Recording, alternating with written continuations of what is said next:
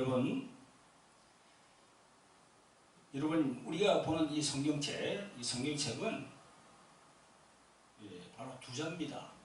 이렇게 예수 이분을 성경은 전부하고 있어요. 구약과 신약 전부 다. 그래서 항상 우리가 예수 그분에게 붙들려 있어야 됩니다. 그래서 성경을 볼 때도 항상 예수 그분을 생각하고 우리가 성경을 봐야 되고요. 또 성경은 생명을 얘기하는 거예요. 다른 거 얘기하는 게 아닙니다. 뭐 도덕이나 윤리나 그런 거라도 얘기하는 게 아니고요. 더 한층 더 높은 차원 생명을 얘기하는데 이게 바로 우리 영혼의 생명이라는 거예요. 영혼의 생명. 살아있는 목숨이 아니고 영혼의 생명. 그러니까 엄청 이 성경은 중요한 책이죠. 자, 오늘 이 본문의 말씀을 보겠습니다. 역대하 7장 11절부터 22절까지 기도하겠습니다. 자비롭고 오신 아버지 하나님, 은혜와 사랑을 베풀어 주심을 감사합니다. 오늘도 하나님의 말씀으로 전하기를 원합니다. 아버지 하나님, 말씀을 전하는 저에게도 성령으로 충만할 수 있도록 도와주시고, 또 말씀을 듣는 무리들도 아버지 하나님 정신을 바짝 차려서 하나님 말씀에 집중할 수 있도록 도와주시옵소서. 이 시간도 아버지 하나님 유튜브로도 시청하는 많은 분들이 있습니다. 그분들 똑같은 은혜 내려주셔서 성령으로 역사하여 주시옵소서.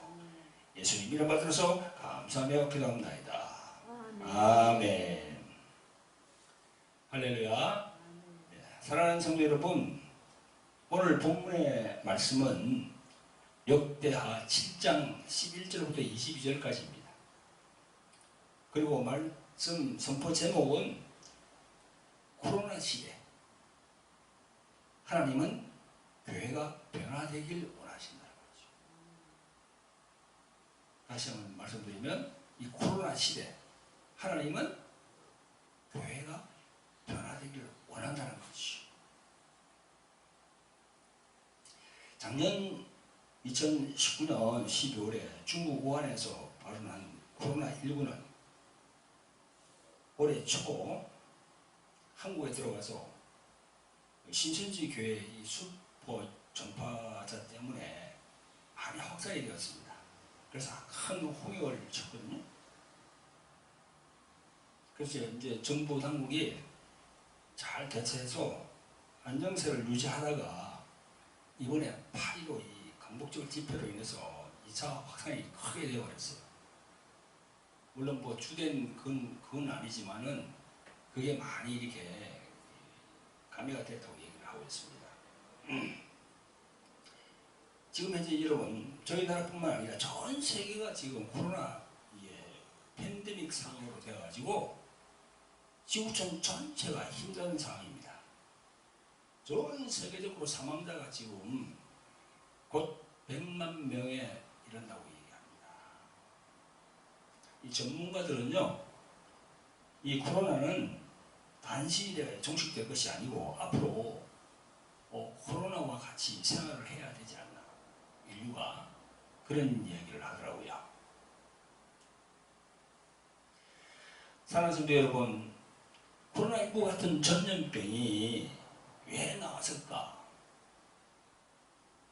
이 세상에 행해지는 모든 이런 굵직굵직한 큰 사건들 있잖아요, 그죠?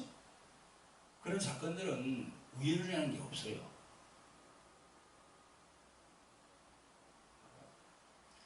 이 전 세계적으로 행해지는 이 코로나19 같은 이 역병, 이 성경에서 얘기하는 역병이고 연병인데 말이죠. 나타난 동기는 우리가 참 가늠할 수는 없지만 그래도 하나님의 말씀 성경이 있기 때문에 성경을 통해서 그 하나님의 말씀으로 우리가 가늠해 볼 수 있는 겁니다. 그나마 다 알 수는 없어. 그러나 그나마 성경을 통해서 그걸 좀 가늠할 수가 있습니다. 그래서 그 원인을 찾고 또 해결책을 찾아서 우리가 더 나아져야 될 거 아닙니까? 특히 우리 이 한국인은 개신교가 새로 이렇게 거듭나야 되겠죠. 이번 기회를 통해서 이 개신교, 특히 우리들 속해 있는 곳이 개신교니까 개신교가 좀 거듭나야 돼. 그래서 오늘 이 같은 말씀을 정하고 여러분들에게 이제 말씀을 전하게 되었습니다. 저는 부천에서 몇 명 안 되는 교회를 섬기는 목사입니다. 뭐 교회에서 뭐 그렇게 영향력이 있는 사람도 아니고 그냥 작은 그냥 종이에요.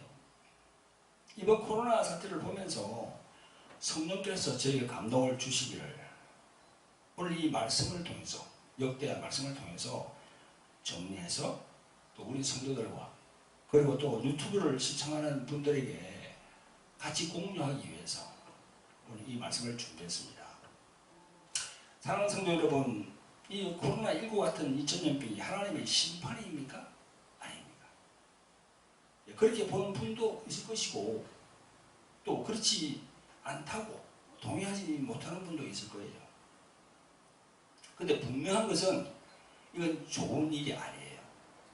아주 나쁜 일입니다. 오늘 본문 마지막 22절에 보니까 이렇게 나와 있습니다.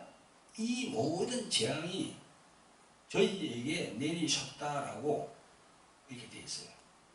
이 모든 재앙이 저에게 내렸다 이렇게 되어 있습니다.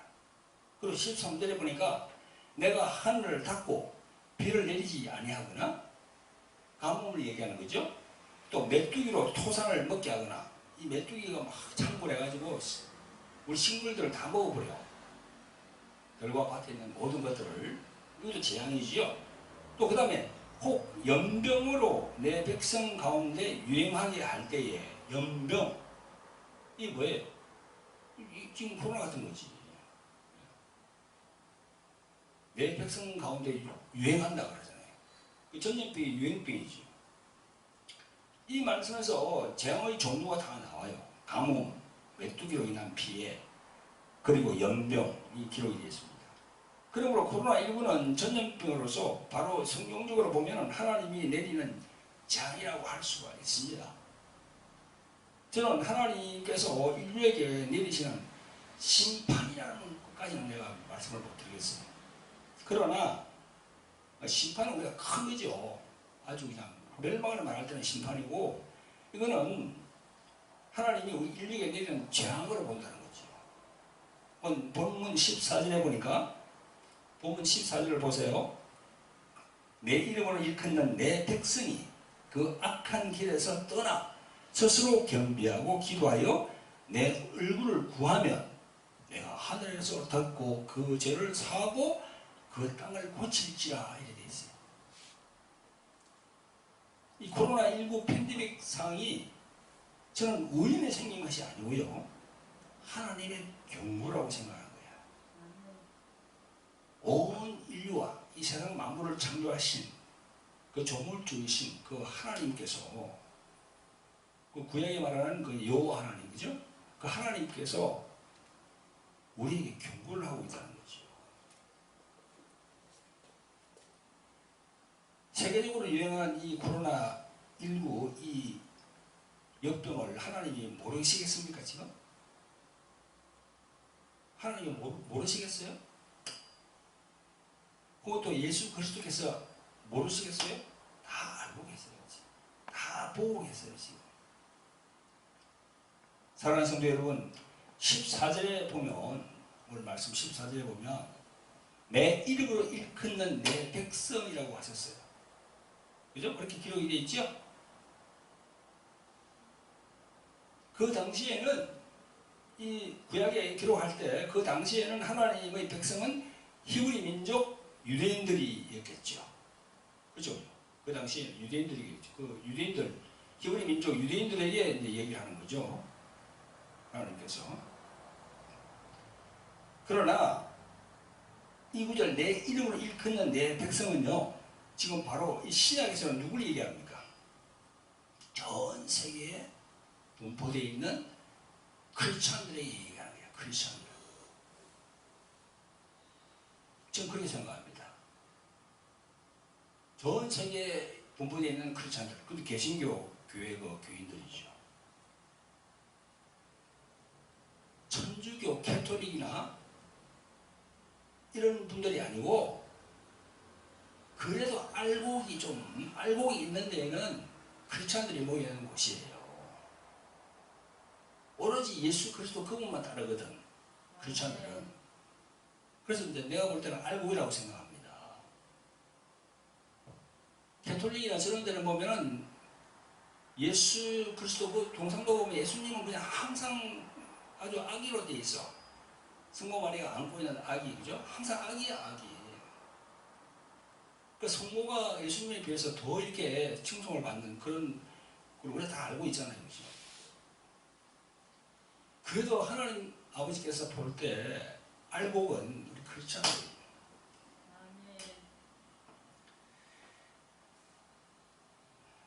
성도 여러분, 하나님과 세상 사이에 많은 인류가 있죠, 지금.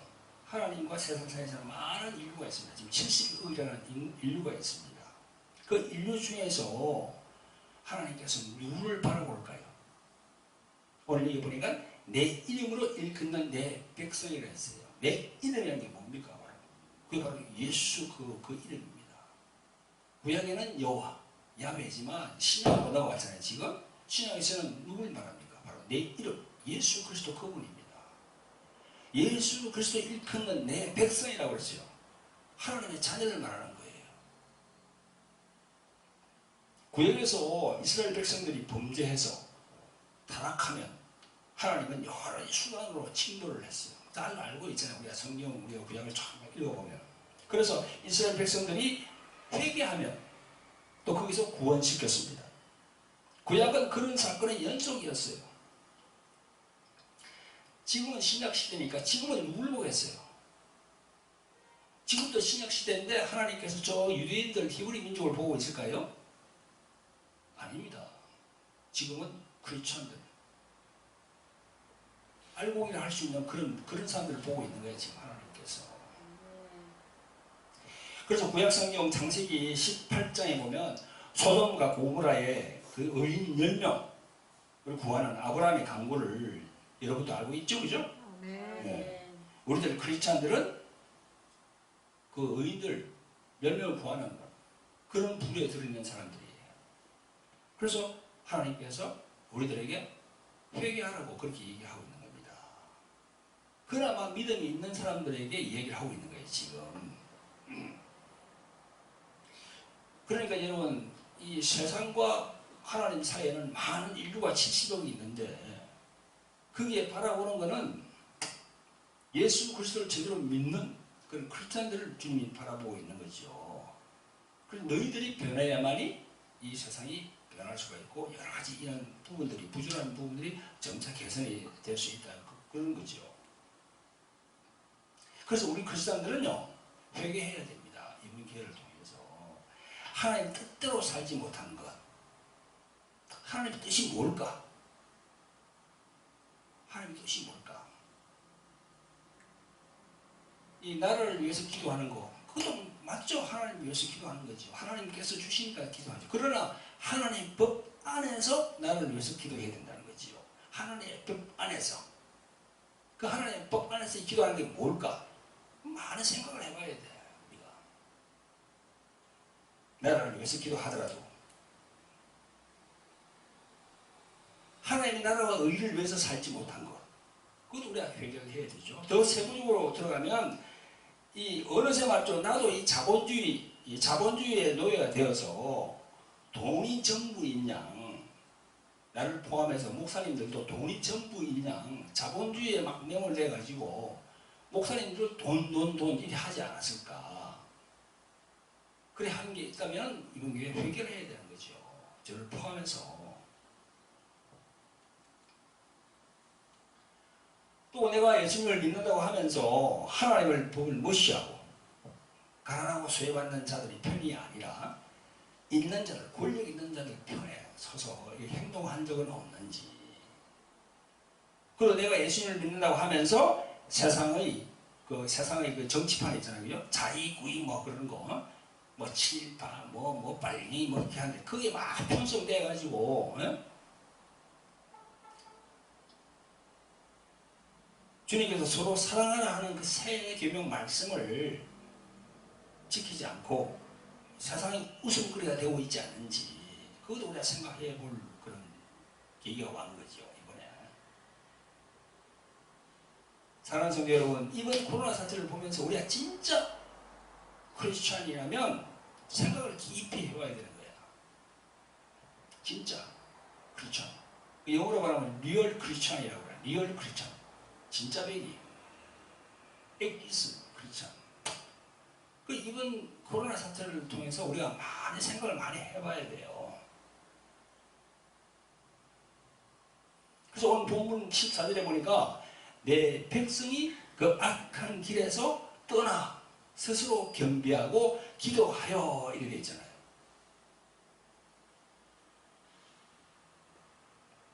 이 구절을 우리 크리스천들이 이번 코로나 사태에서 내가 어떻게 행동했는지를 생각해 보라는 거죠. 우리 주의 종을 비롯해서 그 악한 길에서 떠나라는 그런 이 주님의 말씀이 어떤 길인지,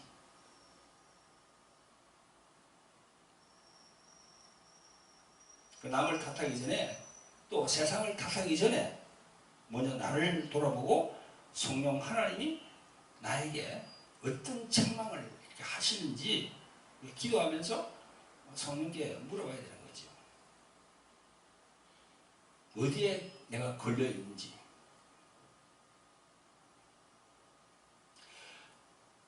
성도 여러분, 이번 코로나19 감염병 사태는 하나님이 이 교회의 민낯을 드러내게 했습니다. 민낯, 부끄러움을 드러내게 했다는 거죠. 이 개신교.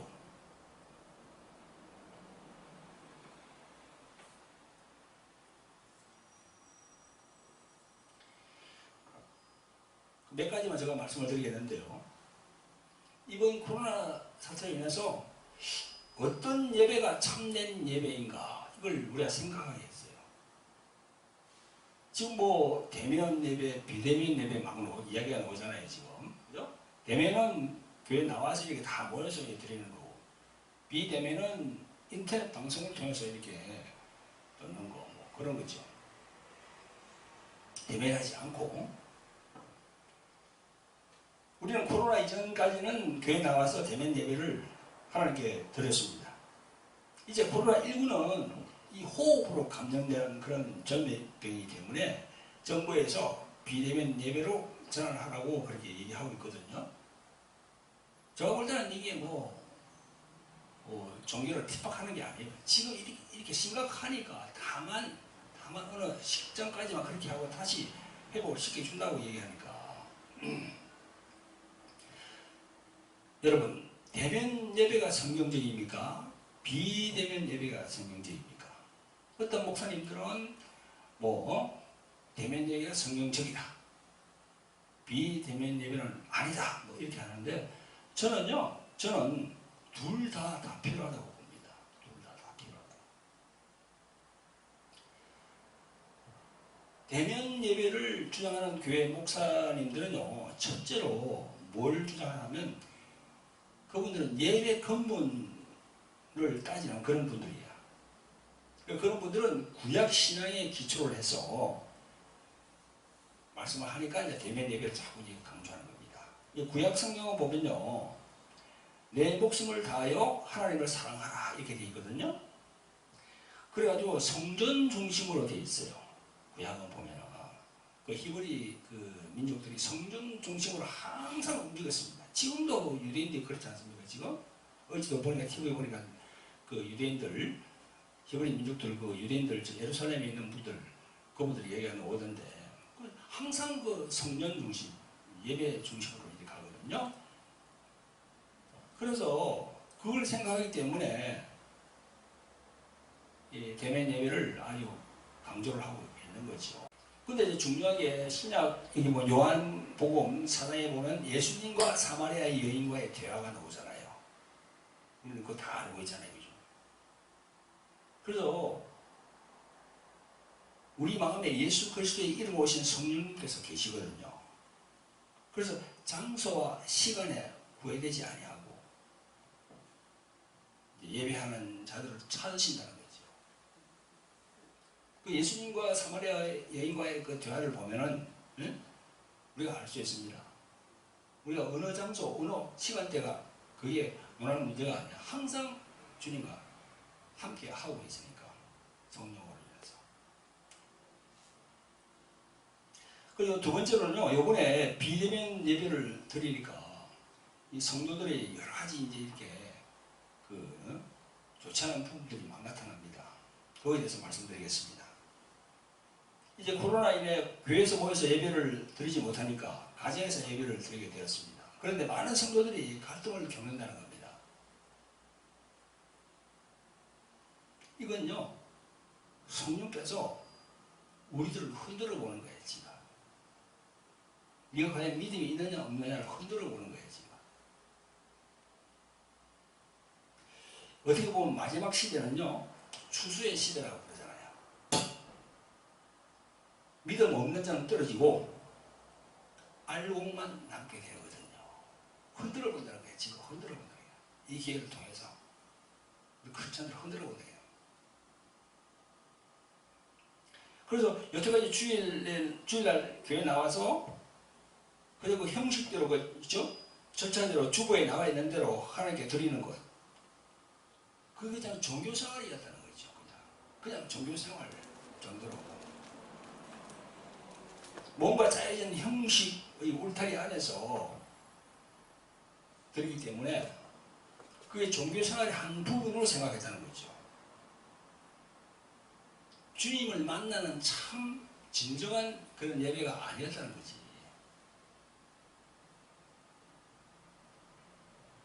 그래서 그냥 교회 나오면은 열심히 봉사하고 헌신하고 또 주일 성수 잘 지키고 11조 헌금 잘 내고 그러면 하나님이 기뻐하고 또 복을 많이 주시는 분이구나 이렇게 생각했는데 이 돼서 그냥 교회를 못 나가고 집에서 이렇게 드리고 있으니까 이 하나님이 계신가 안 계신가 인간인가 하다는 거죠. 그래서 이제 우리 크리스찬들이 민낯이 드러난 거야. 민낯. 부끄러움이 드러난 거예요. 다 교회 나와서 이렇게 막 같이 이렇게 할 때는 다 믿음이 있는 것 같은데 이 코로나 시대가 오면서 이제 가정에서 드리라 이렇게 비대면으로 하라고 그러니까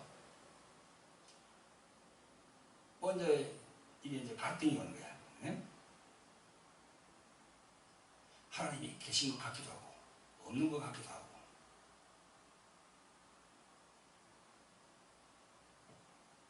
그래서 가정에서 드리면 실감이 안 난다는 거죠. 그게 왜 그렇습니까? 왜 그렇죠? 왜?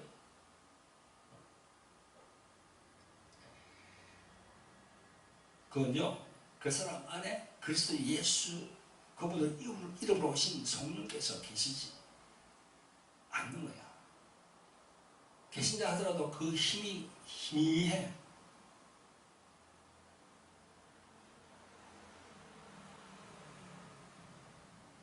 성도 여러분, 우리가 추구하는 신앙이라는 게 무엇인가요? 내 자아가 그리스도 예수 그분으로 인해서 다루어져야 돼. 할렐루야? 네. 내 자아가 자기 부인을 통해서 내가 아닌 그 성령님으로 인해서 내 자아가 다루어져야 된다는 거죠. 그러면 자기를 부인하고 자꾸 겸손해지면은 내 자아는 죽고 성령께서 나를 이렇게 이끌어간다는 거죠. 그래서 희락과 행복, 평안 이런 것들이 내 마음에 임합니다. 그러면 교회 나가서 예배를 드리지 않더라도 집에서 드리더라도 항상 성령 충만해서 그분을 느낄 수가 있는 거지요. 이게 제대로 안 됐다는 거야. 이게 제대로 우리 주의 종 같은 목사님들이 이걸 제대로 가르쳐 주지 않았다는 거죠. 그래서 우리 목사님들이 회개해야 되는 거야, 진짜. 이번 기회를 통해서. 제대로 가르치지 못한 거. 우리 목사님들이 회개를 해야 돼, 진짜. 이번 기회를 통해서. 사랑하는 성도 여러분, 이러한 성도가 충만한 그런 성도가 되려면 제가 기회 있을 때마다 말씀을 드렸죠, 그죠? 자기 부인을 하는 절차를 거쳐서 보혜사 성령, 그분으로부터 오는 성령 세례를 받아야 된다. 그래야만이 우리가 어디에서 예배를 드리더라도 항상 그분과 함께 동행할 수 있는 그런 예배가 될 수 있습니다. 할렐루야. 아멘.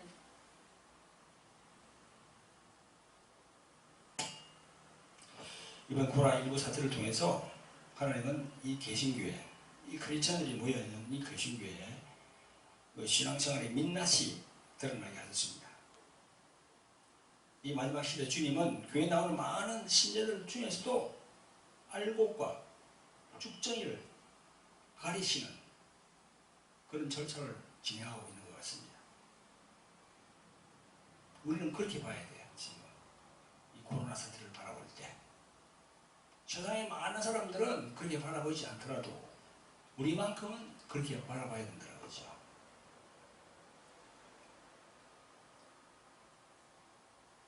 그래서 세 번째로 제가 말씀드리고 싶은 것은 앞에서 드린 말씀과 같은 내용인데요. 교회 안에서의 믿음이 교회 밖으로 나갔을 때 삶으로 연장이 되어야 된다는 거지. 우리 그렇잖아요. 교회에서 목사님들이 말씀을 이렇게 전하면은 다 성도님들 아멘 아멘 하고는 밖에 나가서는 그 말씀대로 살지 않는다는 거죠. 그게 이제 문제라는 거죠. 이번 코로나 사태를 겪고 있으면서 예수님을 믿는 신자들의 신앙이 교회 안과 교회 밖의 삶으로 연결이 안 된다는 겁니다. 오늘 이 본문, 오늘 본문 19절에 나오는 말씀, 너희가 만일 돌이켜 내가 앞에 둔 내 율례와 명령을 버리고 다른 신을 섬겨 숭배하면 20절에 내가 저희에게 준 땅에서 그 뿌리를 뽑아내고 내 이름을 위하여 거룩하게 한 이 전을 내 앞에서 버려 모든 민족 중에 속담거리와 이야기거리가 되게 하리니, 이렇게 되어 있습니다. 이게 보니까 속담거리와 이야기거리가 된다고 이렇게 했어요. 이 말씀이 이번 코로나 사태로 인해서 이 교회 발 감는 사태에 딱 맞는 말씀이에요. 19절에 나오는 하나님께서 주신 이 내 율례와 명령이 무엇입니까? 이 구약에 나오는 하나님의 율례와 명령이 뭐지요? 이 말씀이 구약 성경에 있다고 그 당시에 주신 말씀으로 끝나는가요? 이 말씀은 이 신약 시대에 예수 그리스도의 말씀이에요. 내 율례와 명령을 버리고, 내 율례와 명령을 버리고, 이 말씀은 바로 마태복음 22장 34절에서 40절의 말씀으로 연결이 됩니다. 이게 뭡니까? 내 이웃을 내 몸과 같이 사랑하라. 그리고 요한복음 13장 34절부터 50절까지의 말씀, 새 계명을 너희에게 주노니 서로 사랑하라. 내가 너희를 사랑한 것 같이 너희도 서로 사랑하라. 너희가 사랑하면 이로써 모든 사람이 너희가 내 제자인 줄 알리라. 이 말씀하고 연결이 딱 됩니다.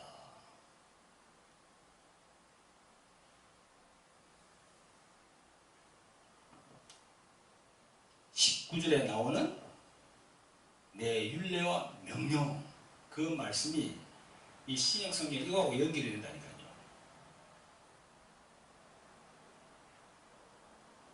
율례와, 여러분, 하나님의 율례와 명령은 뭐예요? 그렇게 지키고 하라고 하는 거 아닙니까? 그럼 신약으로 넘어와서 예수님이 그렇게 하고 지키라고, 그래야만이 다른 사람이 세상 사람들이 너희를 볼 때 내 제자인 줄 알리라 했잖아요.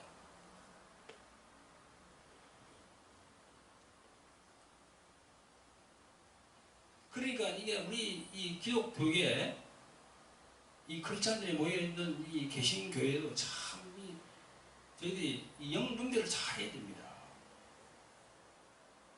그 지난번에 은혜로 교회 있잖아요. 은혜로 교회. 그 타작마당 운운하면서 막 성도끼리 뺨을 때리고 그 타작마당 잘 알잖아요. 그것도 바로 우리 개신교 안에 있는 교회예요. 그때까지만 하더라도 이단이라고 얘기를 안 했어요.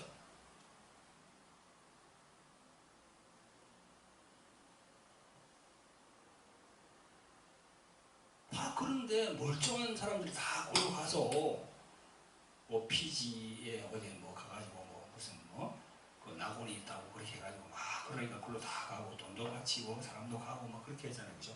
이 영적 무지지. 영적 무지.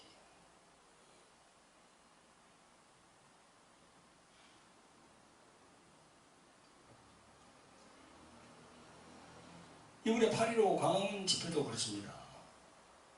이것 때문에 저희들 이 크리스찬들의 신뢰가 세상 사람들에게 지금 어떻게 됩니까? 혐오와 비난의 대상이 되어 있지 않습니까? 위상이 막 땅바닥에 떨어져 버렸어요. 한국 이 개신교 교회가 뿌리 자체가 흔들리고 있어요, 지금. 전도와 선교의 문이 막혀버렸습니다. 빛과 소금의 역할은커녕 예수님의 이름을 욕되게 하고 있는 그런 거죠, 지금 이 사태가.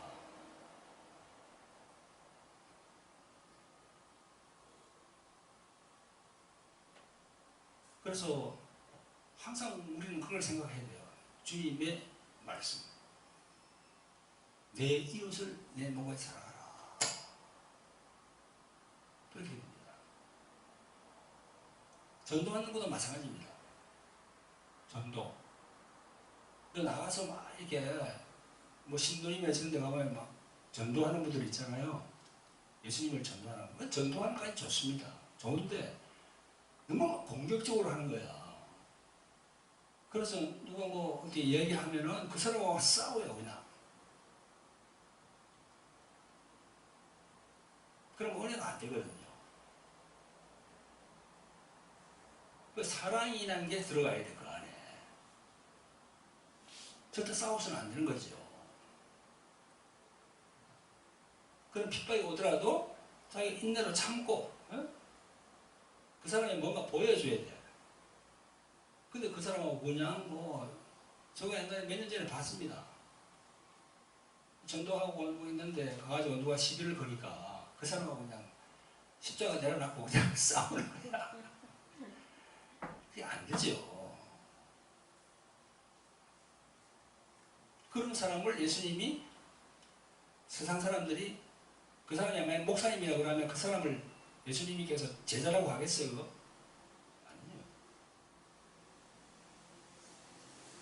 그러니까 이 영분별을 참 잘해야 된다. 이 마지막 시대는 내가 항상 그러잖아요. 석자 얘기했죠? 뭐죠? 영분별. 영분별 해야 됩니다.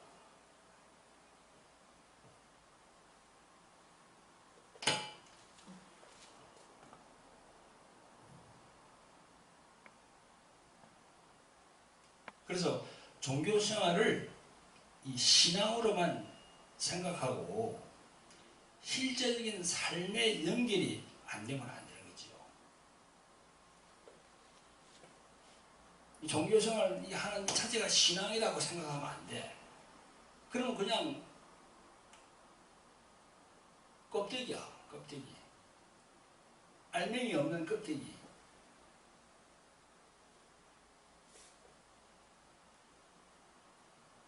실제적으로 삶에 연결이 되어서 말씀에도 나온 것처럼 예수님이 말씀하신 것처럼 세상 사람들이 볼 때 너희를 내 제자로 볼 거다. 그죠? 저분 목사님은 예수님의 제자 같아.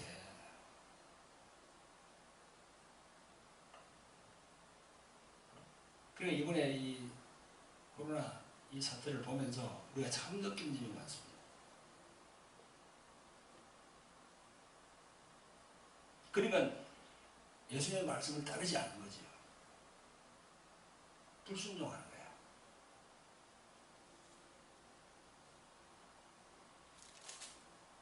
그렇게 본문 말씀대로 세상 사람들에게 속담거리와 이야기거리가 된다는 거지요.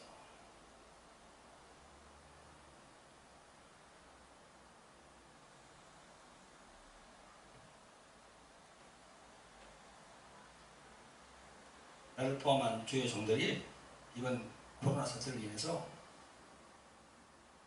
하나님의 말씀이 나에게 어떻게 적용이 되어야 되고 나의 삶에 어떻게 이렇게 적용이 되어야 되는가를 깊이 생각을 해봐야 됩니다.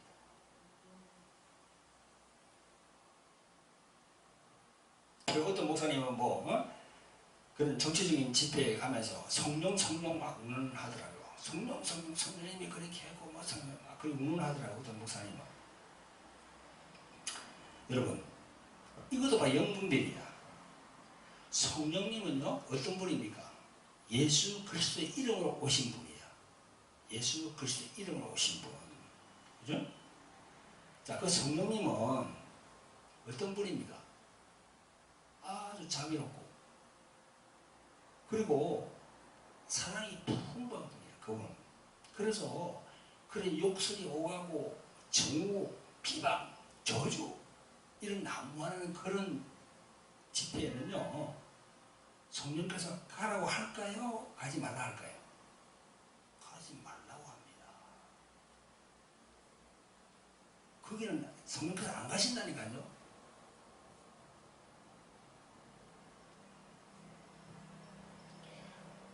그분은 막 성령 하면서 막 가는 거야. 그런데 그 안에 계신 분도 성령이고 내 안에 계신 분도 성령이다. 나는 가고 싶지 않아. 그러면 똑같은 성령인데 어떤 성령님이 정말 진짜로 이렇게 하시는 그 분입니까?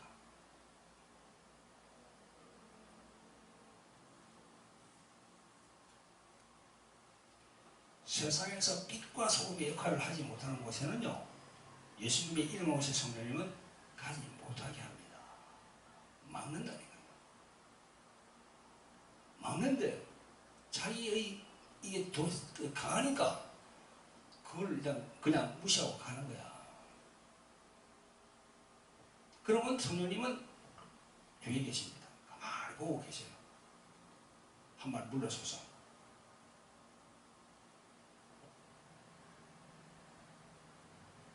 제가 말씀드리고 싶은 것은요, 예수 그리스도 이름으로 오신 그 보혜사 성령님은요, 예수님께서 성령에서 말씀하신 것 이상으로 초월을 절대 안 합니다.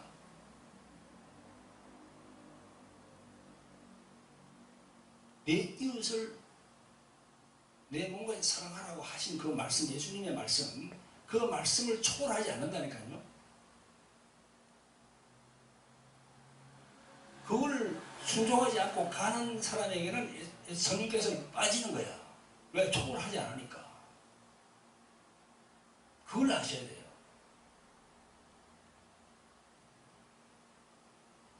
내가 지난번에 말씀드릴 때 그랬죠. 우리가 천국에 가면 예수님 앞에 가면 너 전라도야? 너 경상도야? 경상도는 이래서 전라도는 저래서 너 자익이야? 이래서 이렇게 할까요? 그런 거 없다니까요. 거기는 천국이랑은. 근데 왜 자꾸 그렇게 하시는지 모르겠어. 참 답답해요. 진짜.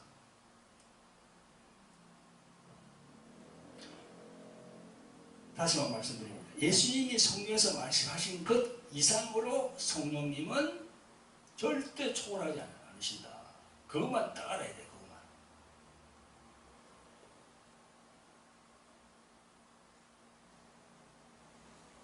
어떤 목사님이 막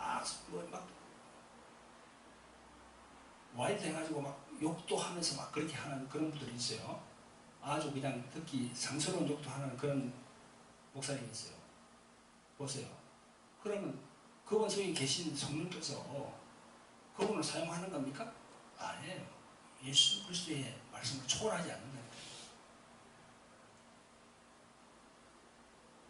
그러면 그분 안에 있는 성령께서는 근심하는 거예요. 근심. 성경에 보면은 성령께서 근심한다고 나옵니다. 근심. 탄식한다고. 떠나가는 건 아니야. 뒤로 물러서서 그분 안에서 뒤로 물러서 가지고 탄식하고 있는 거야.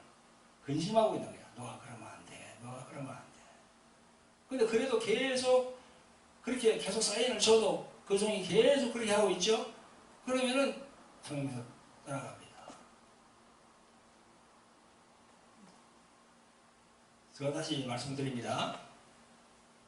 예수께서 성경에서 말씀하신 것 이상으로 절대 초월하지 않는다. 어떤 분이? 어떤 분이? 성령 그분이.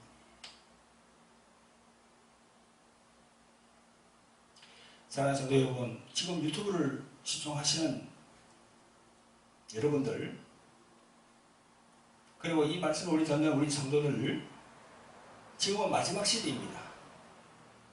앞으로 진짜 살아남을 교회와 목자는요, 예수 그리스도를 믿는 신앙의 본질이 뭔지를 고민하고 생각하면서 기도하면서 그런 목사님들만이 예수님에게 인정받아요. 인정을. 신앙의 본질이 뭔지, 본질이 뭔지.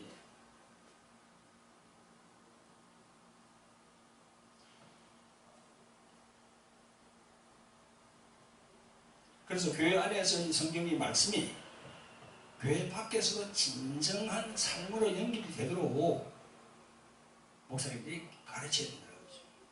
그게 바로 참 목자고, 그게 바로 예수님의 제자입니다. 그렇지 못하면 예수님께서 말씀하신 대로 주여 주여, 너희들은 말은 많이 그렇게 하는데 다 나는 너를 모르겠다, 그렇게 하시는 거죠. 우리가 마태복음 10장에 나와 있는 대로. 코로나19를 그리고 우리들 참 모두가 다 힘든 시기입니다. 어려움을 겪고 있는 이 시대에 하나님께서는 이번 기회를 통해서 한국의 크리스찬들, 이 개신교가 변화되기를 원합니다. 보여주기식이고 형식적이고 그런 예배가 사라지고 정말 참된 예배가 회복되기를 하나님은 원하십니다. 사실 우리가 이 주일마다 사용하는 주보 있잖아요, 그죠? 이 주보 있는 것도 간소화시켜야 돼요, 간소화. 2000년대 초대교회 때 뭐 베드로가 주보 보고 했겠습니까? 그죠? 저희들 교회도 간소화시킨다고 많이 했는데도 다른 큰 교회 보니까 엄청 막 수준을 많이 넣어놨더라고요. 간소화시켜야 돼요. 너무 그렇게 자꾸 짜내자면 성령께서 역사할 시간이 없는 거예요. 우리가 다 짜놨기 때문에. 성령님이 들어올 여지가 없는 거지. 우리 인위적으로 막 짜놨기 때문에. 말씀을 정리하도록 하겠습니다. 코로나19 이 시대를 통해서 우리는 하나님께서 우리들에게 진정으로 무엇을 원하시며 또 어떻게 변화되기를 원하는지를 오늘 역대하 10장 11절부터 22절까지의 말씀을 가지고 은혜를 받았습니다.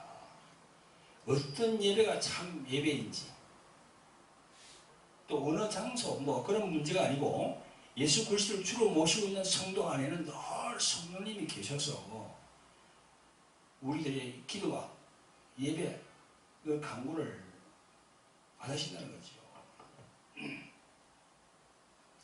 우리들 성도들이 교회 안에서 듣고 은혜 받은 그 믿음이 교회 밖 세상에서 빛과 소금으로 이 삶으로 연결될 수 있도록 그렇게 해야 된다는 거죠. 이번 기회를 통해서 코로나19를 통해서 우리들에게 하나님은 깨우치게 한다는 거죠. 할렐루야. 네. 많은 것을 우리가 생각하고 번민하면서 기도하는 여러분들이 되시기를 바라겠습니다.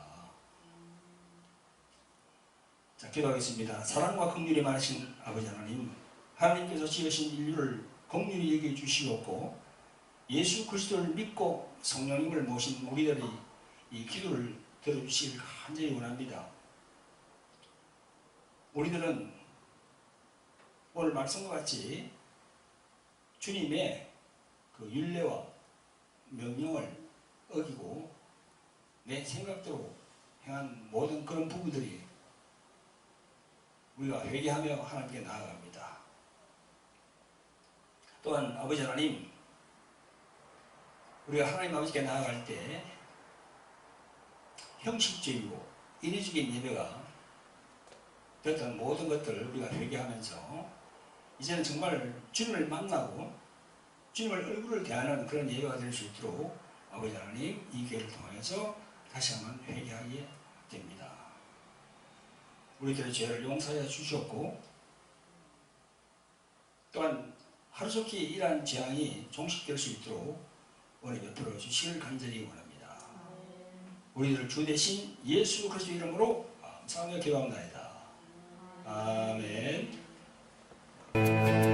모든 능력과 모든 권세 모든 것 위에 뛰어나신 주님 세상이